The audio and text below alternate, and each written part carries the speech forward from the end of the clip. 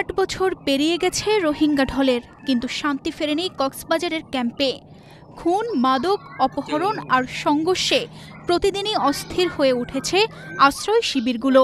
গেল 8 বছরে উখিয়া ও টেকনাফের বিভিন্ন ক্যাম্পে খুন হয়েছে 290 জন রোহিঙ্গা নাগরিক। একই সময়ে মাদক, ধর্ষণ, অপহরণ, ডাকাতি ও চাঁদাবাজি সহ হয়েছে 4053টি মামলা। পদ্মা সেতু, মেট্রো রেল এবং এলিভেটেড এক্সপ্রেসওয়ে নির্মাণের গর্বিত অংশীদার বসুন্ধরা সিমেন্ট। শুধু চলতি বছরের 8 মাসেই মামলা হয়েছে 250টি, যার মধ্যে মাদক 150টি, অপহরণ 50টি আর খুনের মামলা 18টি। মারামারি আছে আর মেয়ে রিকোয়াজ হইলে 8 বছর আর তো রিফিউজি লাইফ আর তো একদম তাই তো মনে নহর আর দেশত আর তো 2017 সালের 25 আগস্ট রাখাইন রাজ্যে সেনা অভিযানের পর বাংলাদেশে আশ্রয় নেয় 7 লাখের বেশি রোহিঙ্গা। বর্তমানে দেশে রোহিঙ্গার সংখ্যা 15 লাখেরও বেশি। প্রতি বছর নতুন করে জন্ম নিচ্ছে প্রায় 30,000 শিশু। জাতিসংঘের তথ্য অনুযায়ী 2024 সালের জানুয়ারি থেকে জুন পর্যন্ত নতুন করে 1.5 লাখ রোহিঙ্গা সীমান্ত পেরিয়ে বাংলাদেশে প্রবেশ করেছে। এর মধ্যে 1,21,000-এর নিবন্ধন সম্পূর্ণ হলেও বাকিরা অনিবন্ধিত অবস্থায় আছে। ক্যাম্পে থাকা রোহিঙ্গারা বলছে, ক্যাম্পে এখন শান্তি নেই। রাত হলেই তাদের আতঙ্ক সৃষ্টি হয়।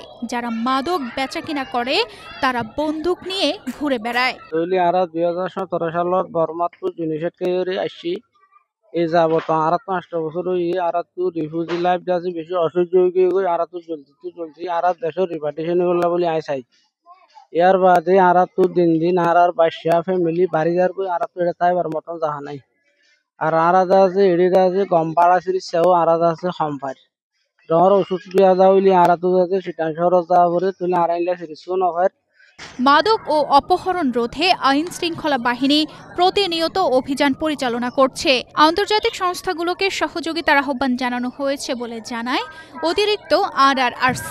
অপরাধ বিষয়ে আমাদের রোহিঙ্গা ক্যাম্পে আইন শৃঙ্খলা বাহিনী তথা APBN কর্মকাণ্ড কাজ পরিচালনা করছে। আমাদের CICরা অপরাধ দমনে তারা বিভিন্ন ছোটোখাটো অপরাধ বিষয়ে মোবাইল কোর্ট পরিচালনা করে।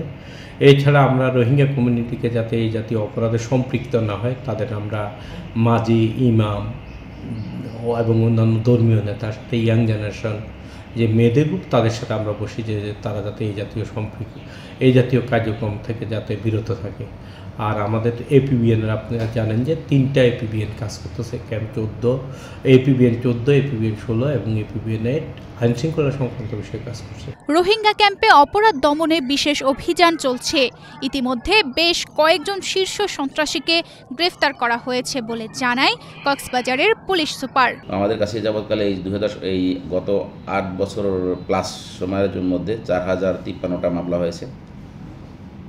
এটা আপনারা নিশ্চয়ই অবগত আছেন যে রোহিঙ্গা যারা আছে তারা বিভিন্ন অপরাধমূলক কর্মকাণ্ডে খুব সহজেই তারা জড়িয়ে পড়ে। তাদেরকে অপরাধ কর্মকাণ্ডে জড়িত করা বা সম্পৃক্ত করা খুবই সহজ একটা কাজ, যেহেতু তাদের মধ্যে বিভিন্ন রকম নিড থাকে। তারা স্বভাবতই কিছুটা ভায়োলেন্ট, টার্বিউলেন্ট বা ফেরোসাজ, এইসব কারণে তাদেরকে সহজেই যে কেউ জায়গায় সহজে অপরাধ সংগঠন করতে পারে। আমি গত মাসে 10টি নৌপথে সংগঠিত অপরাধের মামলা আমি একটা অ্যানালাইসিস করছি, ক্রিটিক্যাল অ্যানালাইসিস বলতে পারেন। আই ওয়াজ সারপ্রাইজ যে সেখানে দেখলাম 64% অপরাধী যারা তারাই হলো রোহিঙ্গা সদস্য। এদিকে কক্সবাজারের স্থানীয় বাসিন্দারা বলছেন, শুধু আইন শৃঙ্খলা নয়, রোহিঙ্গা ক্যাম্পের বিস্তার তাদের জীবনেও তৈরি করেছে নানামুখী চাপ। কক্সবাজারে স্থানীয়দের সংখ্যা যেখানে 7 লাখ, সেখানে রোহিঙ্গাদের সংখ্যা 15 লাখের বেশি। 8 বছর পার হয়ে গেলেও একজন রোহিঙ্গাকেও এখনো মিয়ানমারে ফেরত পাঠানো যায়নি। উল্টো বেড়েছে অপরাধ, অনুপ্রবেশ আর ভয়ভীতি। কক্সবাজারের রোহিঙ্গা ক্যাম্প এখন বাংলাদেশের আইন শৃঙ্খলার জন্য বড় এক চ্যালেঞ্জ। তানজিদা রহমান, ইনায়া, বাংলাদেশ প্রতিদিন।